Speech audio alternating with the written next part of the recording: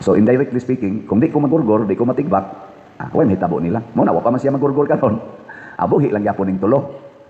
So mo na nga ini lalisonon kayo nya naminaw ko sa mga lawyers, mga komentaryo nila di social media. Siguro sa ko naminaw sad mo. Kita tawo way kaalaman ang ilang balaod-balaod.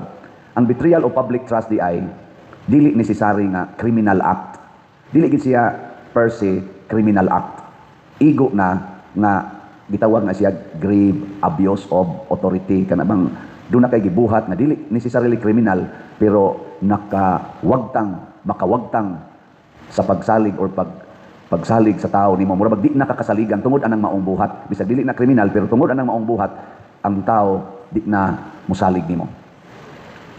Sa akong pagsigig paminaw akong analysis ang 24 minus Joey Villan minus ni Jinggoy minus ni Bato minus ni Marcolita.